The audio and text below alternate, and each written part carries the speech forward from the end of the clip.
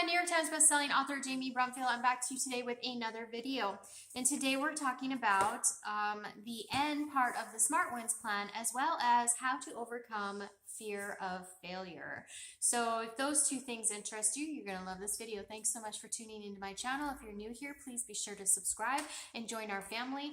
I do all kinds of self-help videos over here, and if you want even more help with that, or coaching tools, deep diving into coaching tools, or just getting really into more coaching and self-coaching yourself, learning different tools that you can use to coach yourself, then join my membership club down below. It is $8.99 a month, and it's Design Your Best Future. And just click the join button and come on over to the Facebook group and join us over there for our discussions. All right, so today we're going to start out with talking about the end part of the Smart Wins plan. The end part of the Smart Wins plan is what's new from last week. So at the end of every week, you should sit down and say, okay, so this is what worked, this is what didn't work, this is was it a success or was it a failure? And here's the deal I'm going to share with you. Failure is a stepping stone to success. Failure is inevitable. Failure is going to happen. You're going to have good weeks. You're going to have bad weeks. You're going to have good months. You're going to have bad months. Failure happens. Accepting the fact that failure happens is going to help you greatly in moving forward momentum towards your goals. Well, I look at my daughter, and she oftentimes, when she's doing preschool or those kind of things, if she's doing an activity that she doesn't understand or that she's struggling with, she'll fight me and she'll do avoidance behavior the whole time while I'm trying to help her to understand it's okay, let's work through it. And then she'll turn to me and she goes, okay, mommy, it's okay to fail, right? And that is the root cause to her issue. She doesn't like to disappoint. She doesn't like to fail. She doesn't want to fail. She wants to do everything right. She wants to get that success, that the congratulations and the star for good behavior for the day. She always wants to over excel and be a winner, which is great. I love that about her. But I also have to teach her that when you're learning something new, especially preschool, you're going to get things wrong. And it's okay to get things wrong as long as you learn from them. Learning from them is the key. So failure is a stepping stone to success. So let's talk about why that's important and why I combine these two elements. You're going to look at your past week on the Smart Wins plan. You're going to say, this is what I'm doing new to make the Smart Wins plan this week or this month go even more smoothly. So that's part of the end of Smart Wins. If you don't know what our Smart Wins plan is, check it out down below. I'll link it up below. I have videos on this channel. Every week I've been doing a video on the Smart Wins. We're almost done with that tool and we're going to move on to another tool. But just to kind of give you an idea, it'll get you going, and it's an action plan that you can use to work on designing your desired future, your best future. All right, so let's work on the top 10 ways to overcome fear of failure. So number one, reframe your understanding of failure. Remember, fear is a stepping stone to success. And I kind of talked about that here first already. So I'm not going to go really deeply into that. I use the example of my daughter who's learning that it's okay to fail as long as she learns from it. So that's important. Number two, learn from the failure, what worked and what didn't. Like I said, this is super important. These two really do go hand in hand, and they're very important to keep you moving with that forward momentum. Failure can sometimes paralyze us from moving forward. Failure can sometimes make us feel like throw our hands up and give up. So failure, if we understand the essence of failure, and that failure is going to be inevitable, it's going to happen, and we've come to terms with that, and we learn from that failure, then we're actually having success, not failure, even though the failure led to a success. So keep that in mind. Number three, ask yourself, what is the worst that can happen? Ask, what if this happens? And how will you work through it? How will you cope with it? Right? So a lot of times when I'm working with clients, I'll ask the question, if fear of something comes up, the first question I ask is, well, okay, so what's the worst that can happen? A lot of times they'll be like, well, this or this or this. And as they're saying what is the worst that can happen, they realize this isn't, the worst that can happen isn't as bad as I feared. So this causes them to realize, oh, This isn't actually so bad. Many times when you ask, what if I go to take my final exam in college, right? I went back to college this month. So what if I went to take my final exam in college and I failed it? What would happen? Or my midterm, right? What would happen? What if this happens?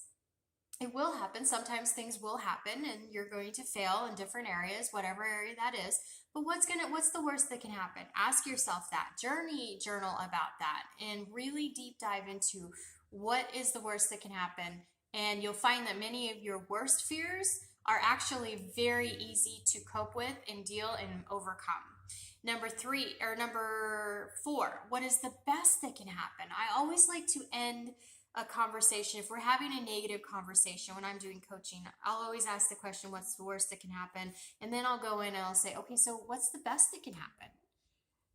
Success, right? All kinds of things come out when we talk about that. So I'm reminding them the positive at the end.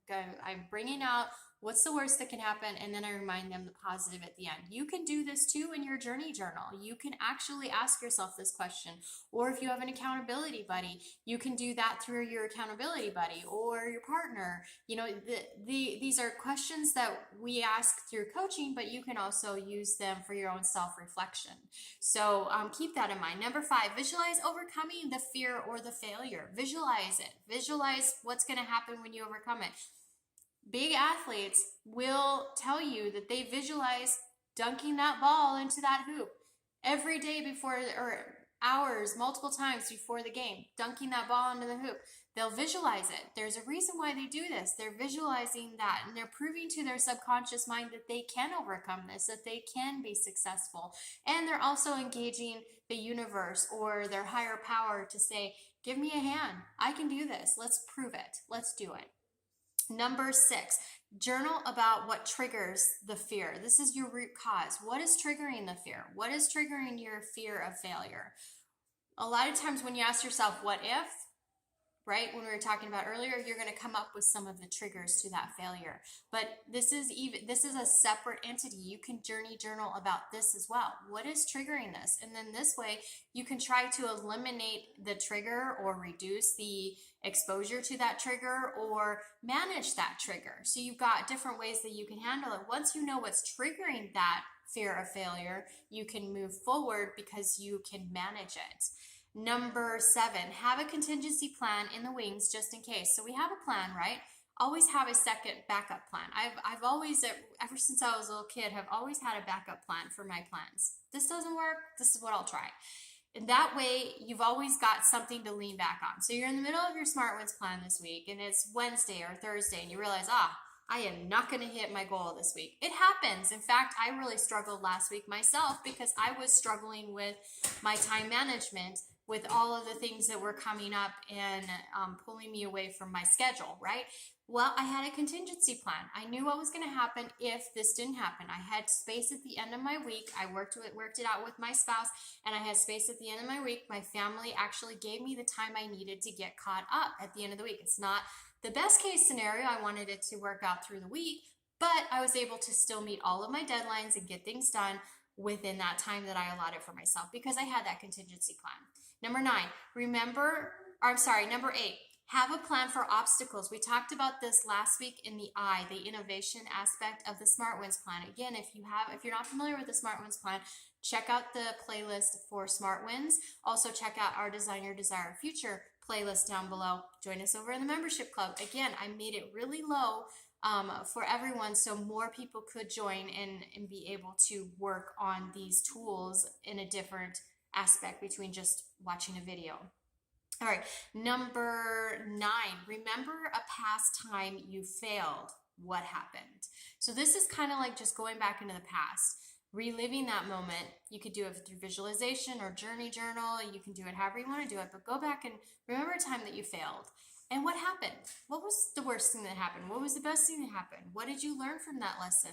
Is there something you can learn now from that lesson that you may have missed when that past failure happened? Because failure has happened. The most successful people in the world have failed. Failure is inevitable. All right, number 10. If fear is stopping you from moving forward, if it's paralyzing, seek additional help. A coach, If it's a phobia to the point where it literally impacts your day-to-day activities, then it's a phobia.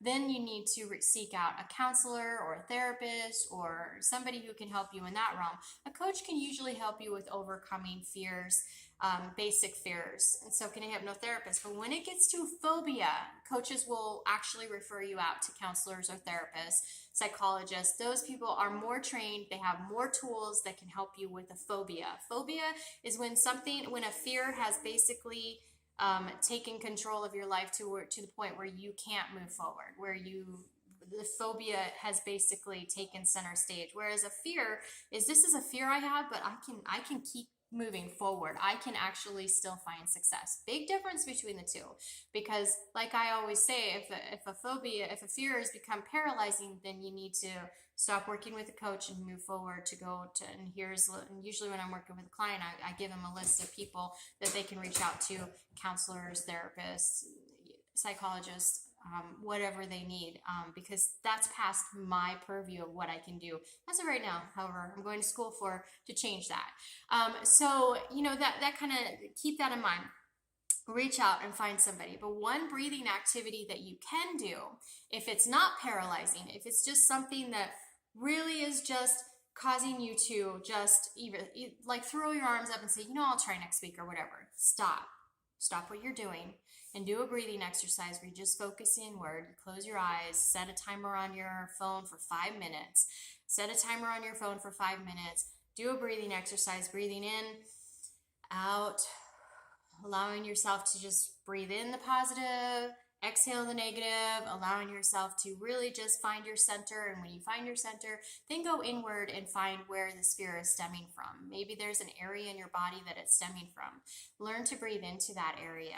Learn to remove that, or possibly manipulate it, or change the shape, or change the color. Recognize what colors it are. This is more advanced, and I usually do this with hypnotherapy clients. So I definitely would say, if this is something you want to try, I will link up an example that I can find online and you can check it out down below. But it really does help you to move forward from that in the moment. Now, if it again is paralyzing, no, reach out to somebody that can help you on a deeper level, meaning a psychologist, a therapist, a counselor. There is nothing wrong with going to see a counselor. They are there to help. They've got the training to help you, and they know many times how to help you move forward. And getting rid of that phobia is so, it takes so many things off of your shoulders. Getting rid of fears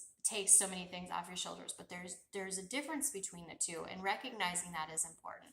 All right, that is my tips for today, my top 10 tips for overcoming or moving past fear of failure. Remember, I'm just going to say this, remember that fear is something that is actually, many people believe it is part of our DNA. It is part of back evolutionary DNA, our reaction, our fear reaction, right? It's so ingrained in instinct. It's something that happens instinctually sometimes. Your fear, your fight or flight actions, I think it's freeze, flight, or fight now. They've changed it. They've actually added freeze, I believe, to it. So you've got a lot. You've got a lot of science and psychology backing the fact that fear is very ingrained in us, and there's a reason for it. I remember when I went to school for hypnotherapy, and my teacher said to me that you've got to understand that fear goes back to the day of, it's an actual self-protection mechanism. It goes back to the day of the caveman. And I've had multiple instructors tell me this. In fact, it just flashed in my head another instructor that told me this. But it goes back to the day of the caveman, right? If you didn't have that fear, and you were going out hunting, and you didn't fear what you were hunting for food to feed your family, you're actually at a disadvantage. You're not moving forward. So fear goes all the way back to there. Now, whether or not it's in our DNA, I don't know the science behind that, but lots of people do believe that it's part of our DNA makeup. It is just simply an instinct that we have that's just kind of written on our code. It is there as a self-protection mechanism. But when we overreact to fear, or when fear is paralyzing, that is when we want to find the help or work on self-reflection and help ourselves move past that. Because when you're allowing the fear to keep you from moving forward, you're actually hurting yourself from living the best life that you can live, from designing your desired future. So definitely keep that in mind. And you know, there's a lot out there about that. And if you'd like to hear more about it, maybe let me know in the comment section below, and I'll do some more research and bring some actual, you know, papers out that you can go ahead and look into and delve into this a little bit deeper. But it is very fascinating that it is more instinct, and sometimes our instinct is over exaggerating, or our instinct is being hyper vigilant in one area as opposed to other areas. And when that happens, you're just out of balance. So finding a way to overcome it, if it's a fear, is great. And if it's a phobia, reaching out to somebody who is trained to help with that is going to help relieve so much stress in your life and help you find a good balance and help you find design the desired future that you're looking for. All right, that's it for me today. Thanks so much for tuning in. If you made it all the way to the end of this video, please be sure to subscribe, click like, comment down below. Let me know what was your biggest takeaway from this video. Also, let me know in the comment section below if I missed something. If you know of something that works for you as far as overcoming fear, and I didn't share it in this video, let me know in the comment section below, so that everybody else can see it too and kind of get an idea of, you know, we're kind of sharing ideas. I'm New York Times bestselling author Jamie Brumfield, and I will see you all soon. Bye.